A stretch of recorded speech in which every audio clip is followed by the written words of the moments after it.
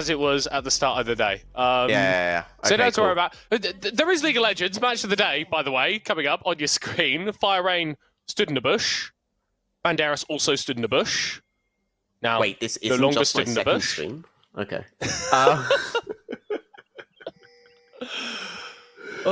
You saw Vanir, a load of recalls coming through from that bottom lane. Ultimately not met by Riddle there, who instead opted for nice defensive fan and denying some of that level 1 possibilities that we said Vanir kind of wanted to rely on a little. Yeah, but look at the ward placement here. All right, so very interesting. You can, anybody watching, do this in your solo queue games as well, translate this into anything, but your ward placement level 1 in those bot brushes depends on how you think the lane is going to go.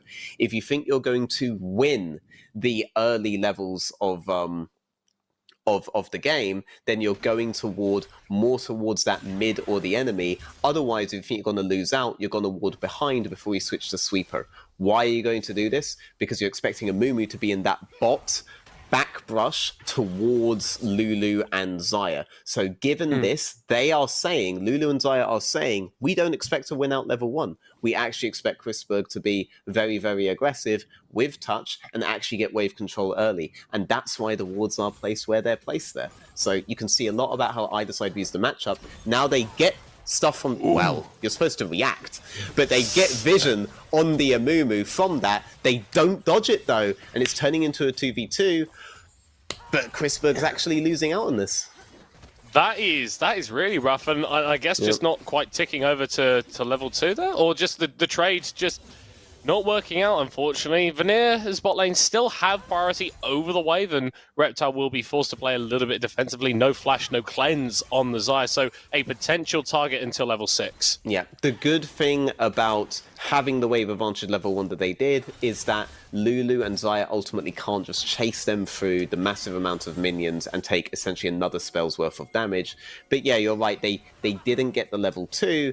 They would have had the level 2, they were solo lane, but they're a duo lane. Now, though, they can be safe. They can back up on this wave because they crashed at level 2, but it looks like now they've just pushed in. They're very, very vulnerable. Ooh, touch with the bandage toss to Spider-Man to Johan, but Chrisberg, yeah, I wouldn't burn a summoner spell there. First blood for Johan, and hey, Riddle playing towards bottom lane. Yeah. I mean, 3 camps on top side was he was transitioning into bot side is when all the plays happened.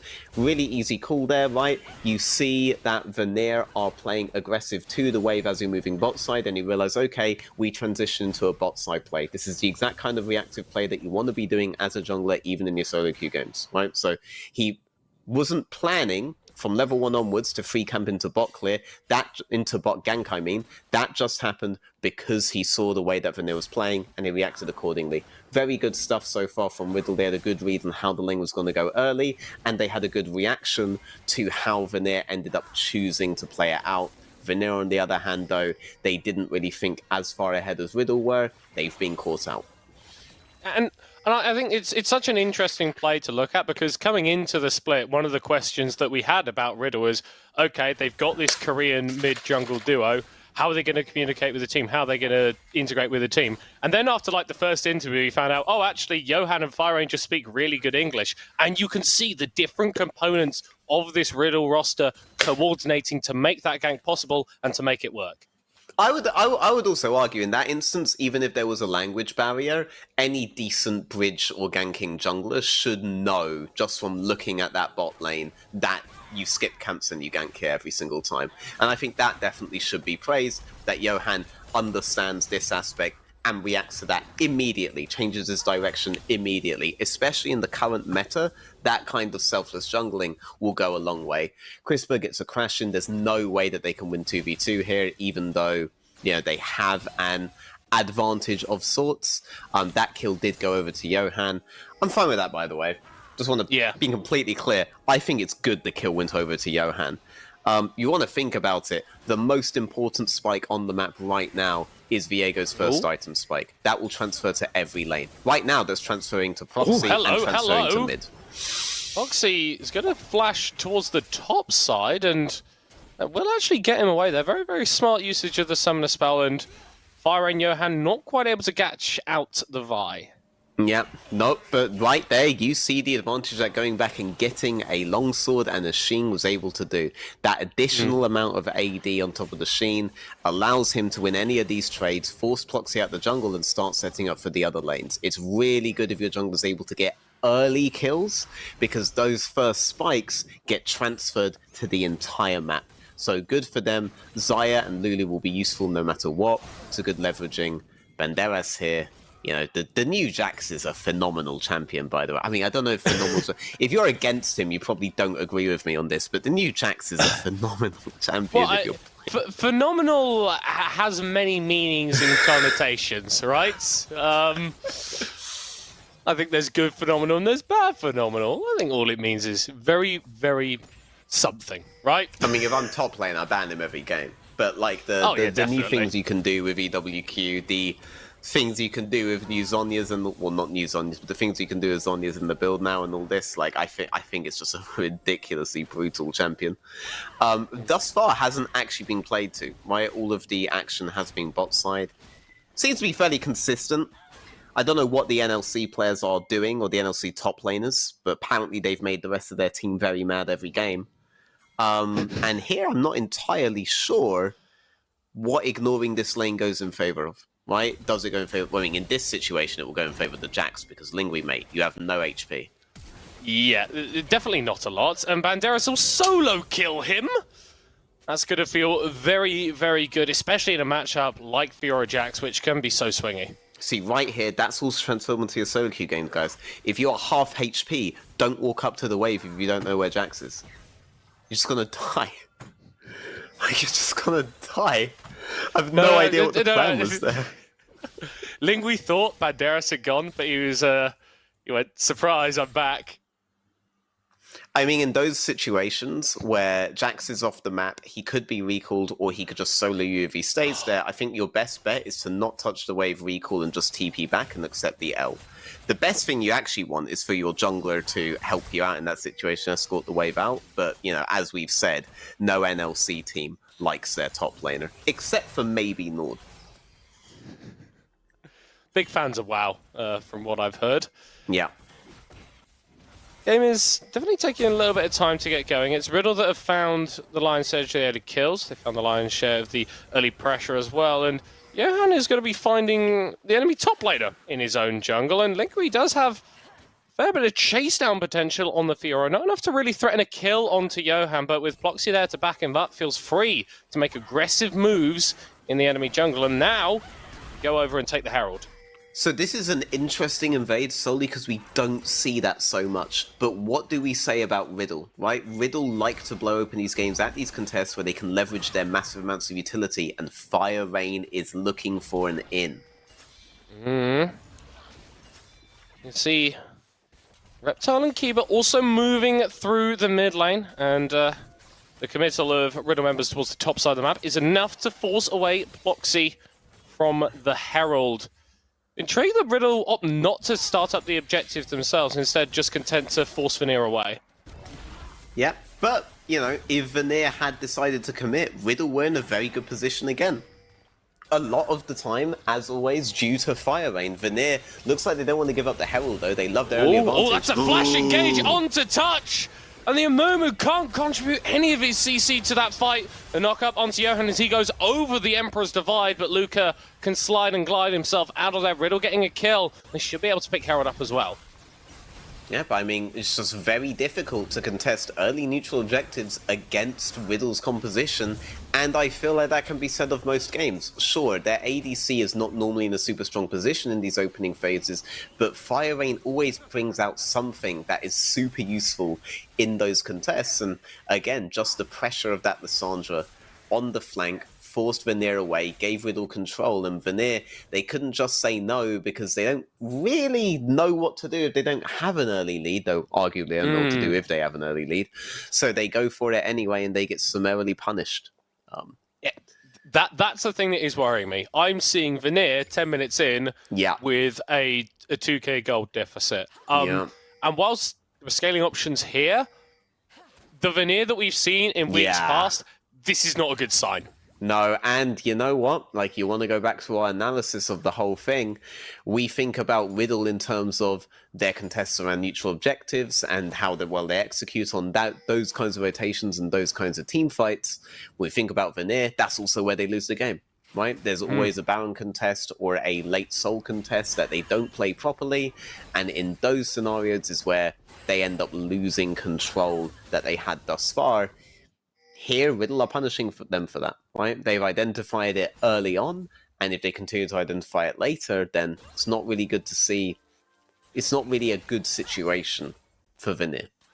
Yeah, and it can become harder to sort of look for angles that they can play themselves out of it. I'm intrigued to see what Boxy is going to do. Recently hit level 7 on the Vi and has had access to the ultimate for a little bit. I want to see him get into a lane. I want to see him punch someone in the face. That's what this champion wants to do.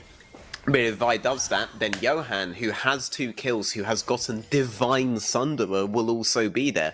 Now, even if you have a small item advantage on the Fiora, on the Kaiser, on the Azir, not saying they do, but even if you did, and Johan's there on the Viego, a champion that spikes really heavily on first items, as any good jungler does, you'll lose out on the 2v2. So Vi has to identify where Johan is, play away from Johan, and only then can she find the winning play, which severely restricts them. Touch with an engage in the bot lane. Feathers flying from Reptile, but very well-timed bandage toss.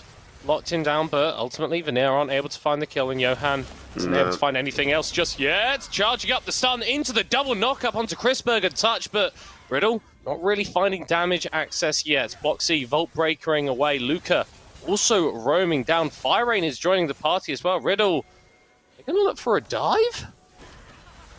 No, just back away, turn towards the Drake. Yep, and right there again, Vi didn't identify where Johan was, or she did, thought they could make a faster play than they could, and Johan's very presence forced off the rest of the team. With the Lulu there, very difficult to do anything. Sosa plant over means she does not have to burn flash to get out, but Luca's caught. Yeah, caught out by Fire Rain, who invested the ultimate and the Ring of Frost, but the Emperor Streamer can run himself away. Banderas just doing a little bit of counter jungling, just because he can. He really hasn't had too much to worry about this game, as Herald summoned in the mid lane from Johan is just about going to get that charge onto the tower, donate some gold over to himself and Fire Rain. I need to start a campaign. Like, top laners are people too, guys. Right? Like, you can play to them. You know, you can do things with them. You know, like, there's a Fiora and a Jax, and I've barely seen them in my game.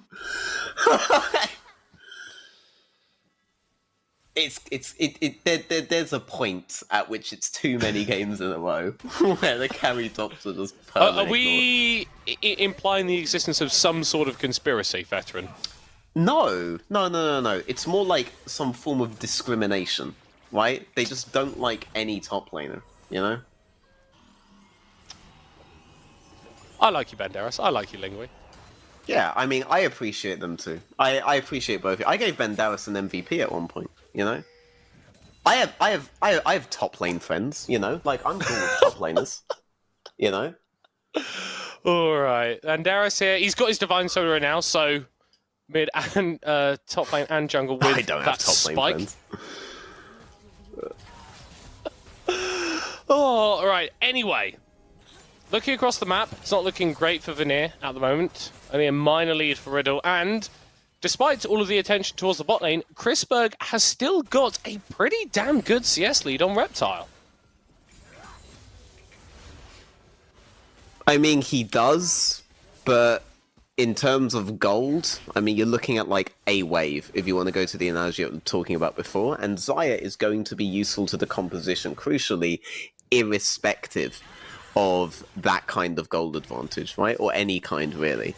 I still like that the gold advantage is on Johan, because it's so much utility on the mid and on the bot lane that if they can just enable the Viego in a team fight and play to get Viego that first reset, he'll be able to carry the fights accordingly. This includes the Jax, right? Like, I'm not so bothered.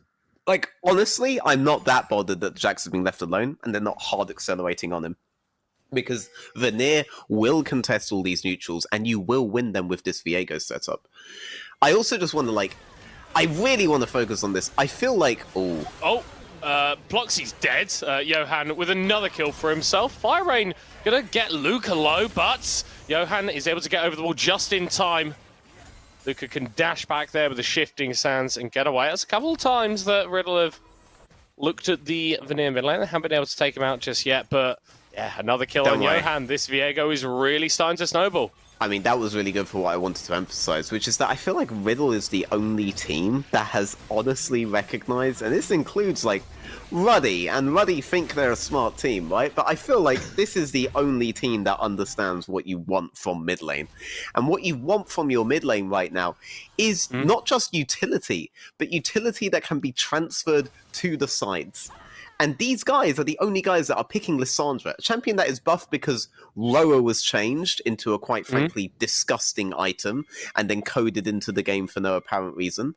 And side laners like the Kai'Sa, the Zai in this game, sure, but the Zeri from before, Caitlyn's, Lucian's that you've seen, demand to be played around, or you have stuff like Jax Fiora, which demand to be played around.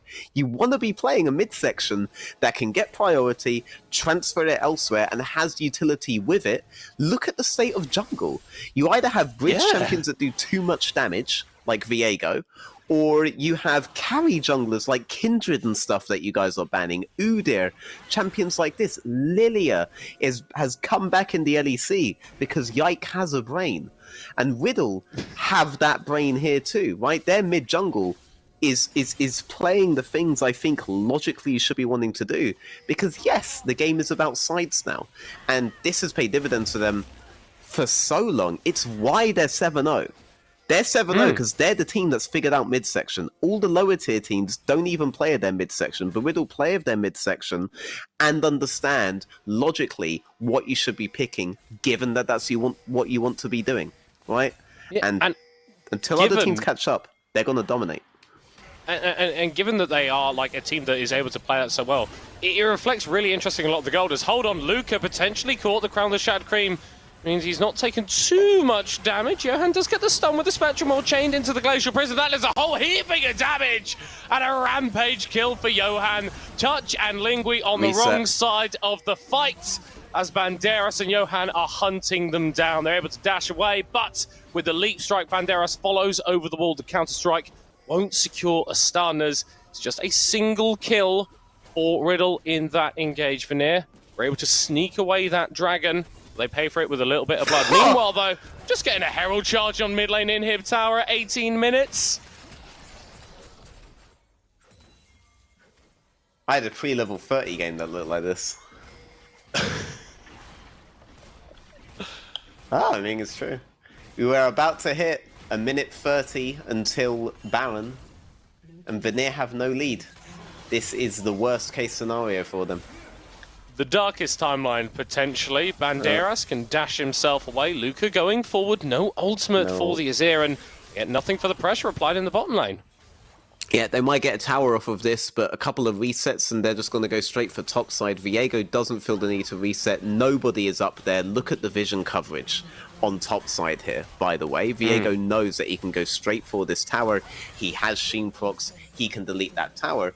So the rest are going to be on the map in a sec. They're going to defend bot side, but they're then going to be able to play through mid to top, and they're going to be well ahead of Vanir on those because they'll have this added priority from this wave pushing on top side. And mid tower is not down, right? Look how much easier it is to play when the mid tower is not down and you have stuff like Jax or even a Viego, which this game has become a split pusher. Because honestly, mate, when you're 4-0, 19 minutes into the game, and you have this kind of an item advantage, you can do whatever you want. You're whatever champion you choose to be, okay? With Viego, that's actually very little. Well, I mean, Viego is literally any champion he chooses to be. He can choose to be Kai'Sa. Well, I wouldn't necessarily choose to be Kai'Sa right now, because Chrisberg, whilst he has got anyone on Vanir right now. You just in a not great spot, and fundamentally you're against a singular champion, almost, that can just destroy your entire team. 2 items for Johan, has now got that Black Cleaver, so even harder to stand against him, and even building resistances is almost going to be completely useless. Riddle, though, they're just keeping to their game plan. They're keeping to the same style that we always see from them. Very controlled, very methodical, and denying Vanir a lot of the opportunities to look in. Yep, 100%. I mean, Vanir, they can clear out this vision, but they can only clear the shallow vision. This lets them back into their own jungle, maybe, but they'll have to fight it, and I don't think they win these. Nope, Touch is already 5 HP. He's already Reset. dead. Another one for Johan. Ploxy and Chrisberg forced back as well. That jungle no longer belongs to you. It belongs to Johan as he gets a double kill. A third is taken for Reptile. Riddle, 8-0, moving towards the Baron. If it wasn't a 0, we would be saying this doesn't score-wise look like a complete stomp, right? Like a complete, like a kill-a-minute game that we have seen in the NLC before. Because Riddle do play comparatively slow, but they have been in control from basically the opening skirmishes on bot lane, right? This is a completely dominant effort by them. It will eventually be reflected in the score. It just doesn't look like they go for a kill-a-minute, and they don't because they don't have to. They know they don't have to.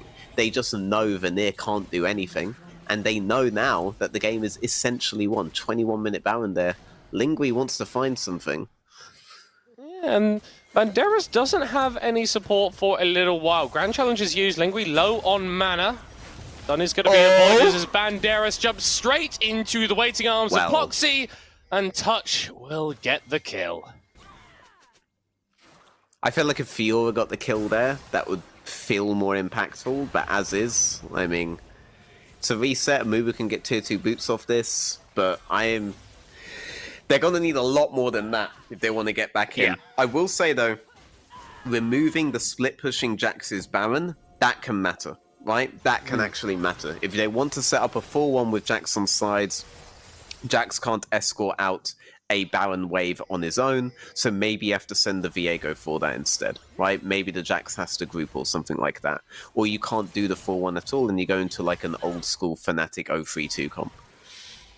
Yeah, and the thing is, for Riddle, though, the lack of that Baron buff on Banderas to help with the push, I feel like that's something that they can recognize and adapt to, right? Because this is an intelligent team that understands how to adapt. We saw it in that early gank from Johan, skipping his bottom side camps when he knew that there was an opportunity on the bottom half of the map, and Riddle there using the members of their team that do have the Baron to get the push, whilst Banderas goes back to defend the towers.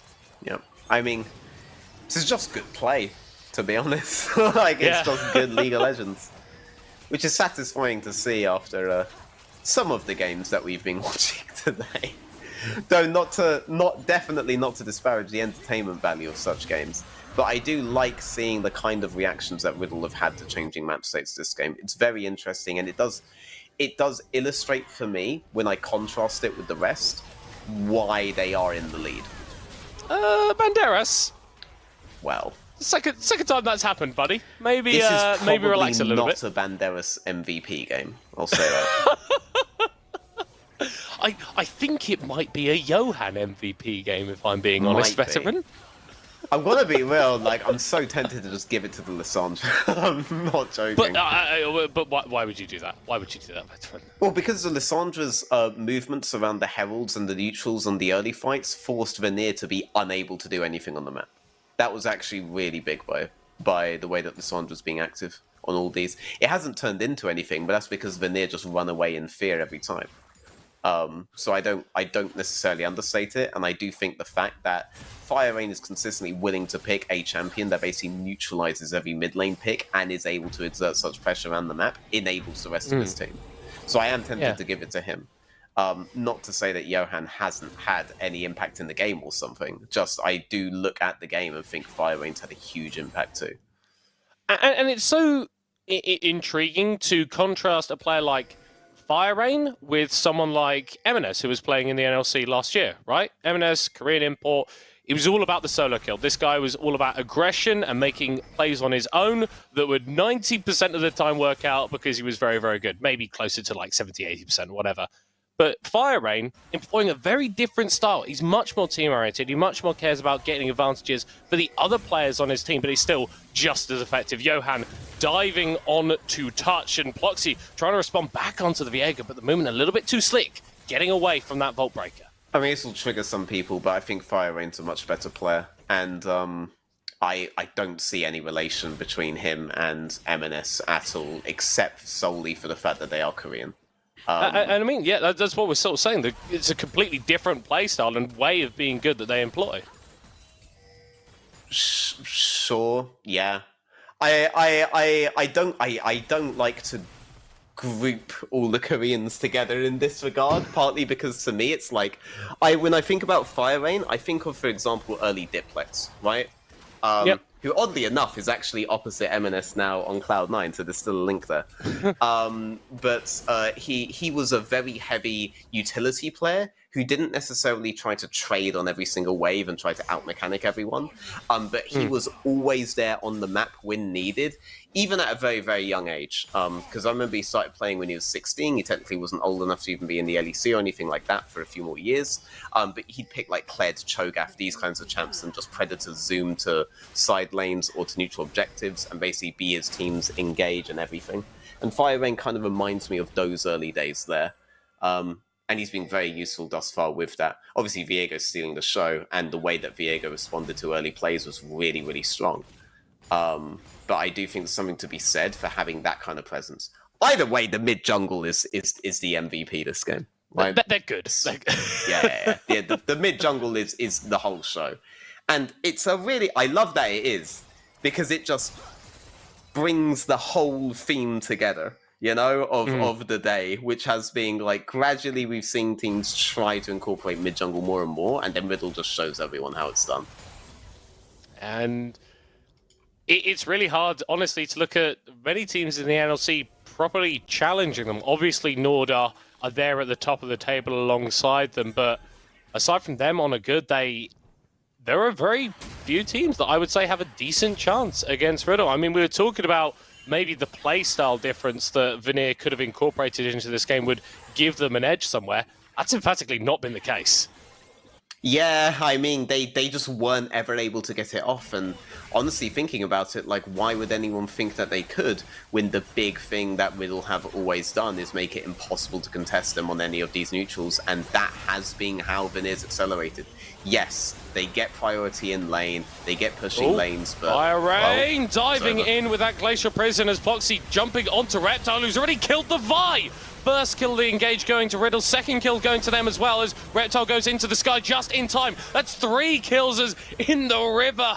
Luca tries to save the game, he isn't able to do it. And Lingui will be run down by Riddle. Fiora has a fair bit of mobility, but she's not going to escape. A Baron and an ace for Riddle. Yeah, I mean, how do you do anything here? You have a full dive composition going into Lissandra, going into Lulu, going into Xayah, going into Jax, all champions that have very easy disengage tools against you. This was always going to be a series of team fights that would be against Vanir. So at that point, how do you leverage your priority into neutral objectives if Riddle are just willing to fight you on all of them? That's the gambit that Riddle gave them early on in the game, and at this point they're just so far ahead. These fights, I mean, they're basically healing them when they touch them.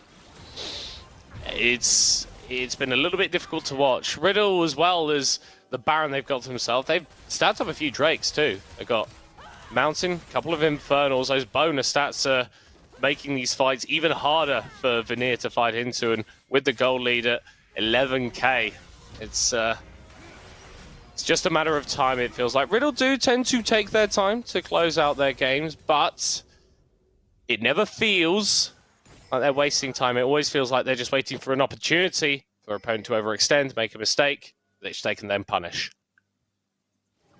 I do honestly wonder, though, if you're just going to put Kiba on Lulu all the time, it's going to be so rare that we give him an MVP. Because he's not going to be able to have the amount of activity on the map, you know? Didn't we give him the last MVP? We gave him one, yes. We gave him an MVP. I'm thinking he's played these games really well. Like, he's played these games really well, but I cannot say that he's had the same level of importance that FireRain and Johan have had this game. But he also just doesn't have the chance to, you know? Yeah, it's the unfortunate reality of being on a good team with good players is that it's a lot harder for you to lock down the MVP solely for yourself. It's also the reality of you're Lulu and your mid laners locking in full engage champs. Like, you're just not gonna look as useful, you know? FireRain has opted for a little bit of damage in his build here with that Magi. He's currently sat on 10 stacks. Sure, we want to fill out that book by the end of the game. And Riddle, they are now taking their time. But just seeing no one here from Vanir in the mid lane that can really defend. They can move in, get the inhibitor, as I believe, yep, FireRain is dead, but that's going to cost Vanir a load of time. Their mid lane inhibitor, their bot lane inhib tower, but not anything more. Yeah, I mean, they can make a play like that, but does that play really get them anything? Sure. Lissandra's down. You don't necessarily lose Baron buffs off of it, though, and you're not going to get anything on the map for it. Everything's already been cleared. You just lose bot tower. The ways that Vanir get back into the game haven't revealed themselves yet, and plays like that just help them lose a little bit slower, or lose with a little bit more grace is probably more accurate, rather than mark the opening stages of a comeback. Realistically, them all being there just guarantees that their base is broken. Yeah, and in a couple of minutes, Riddle are going to find access to one of the tools, possibly two, that is going to end this game. Baron spawning and an Infernal Soul spawning around the 34-minute mark. So, intriguing to see which one of those they choose to pressure towards, although I think in reality, it doesn't really matter that much. Yeah, I mean, I guess they're trying to make their 50th play onto Banderas. It's worked out for them so far, and in this position... Potentially, just chain the CC, keep doing it. No! Banderas could get away. That was 3 people doing everything to try and take down the Riddle top laner, but he's a little bit more tankier than he was in the past. Yeah, I mean, look at the mid wave though. This is an issue of having inhibitor down on mid. I typically don't care about having inhibitor down mid, but it allows them to group up with the Lissandra pushing out the top wave way faster than they otherwise would be able to, because the mid lane is so self-pushing. What you'd ideally prefer would be to have a flanking champion there, and that should be the Lissandra, but Riddle don't appear to have figured that out yet. I'm intrigued that they are playing this so far back, right? They're not going for dives with the Lissandra or the Viego into the base of the Vanir. They're content to just sort of sit back and wait. I mean, the best thing to do in this particular kind of setup with inhibitor down in mid is you have the Lissandra on mid section and you put the Xayah Lulu on top side, or on bot side, depending on what you want to siege, and then Lissandra moving with the mid wave can get a flank, right? And you want to open that sort of thing. Putting Jax here could get something similar, but we basically want your flanking wave on your mid section here. That's how you try to close out. Gnar was a very common one that we used to use a lot for this, right? Got stuff like this. In this composition, your Jax is a kind of split pusher, so you're looking at a 1-3-1 or a 1-1-3 setup, and Lissandra is most likely to be your flanker. One could argue Viego, but I don't think you want to risk them making a play on Viego, so I think you have Viego with your grouping. But they're not doing it, and so the game is stalling, when it really shouldn't be, because they have loads of advantages. But eventually, Vanir is going to have to engage for the Infernal, because they just have that in their brain. All FireRain can! Jumps onto Chrisberg, immediately goes into his own Zhonya's touch. Is the first kill of the fight, left alone on the front line. FireRain is dead, though, as Banderas is diving into the front of the fight, and Vanir are running backwards the entire damn time, but there is no escape from Riddle. Johan will drop down into the Guardian Angel as Linkwee is looking for his own Guardian Angel. Chrisberg is dead. Johan is legendary. And there is nothing that Vanir can do to stop Riddle from claiming their 8th win of the split. There was nothing Vanir could do at any point in the game, and yet the game took 35 minutes for Riddle to close when they were essentially about to perfect game their opponents 20 minutes in. This does expose something. Sure, Riddle have figured out mid-jungle, and they have this advantage, but if other teams look at Riddle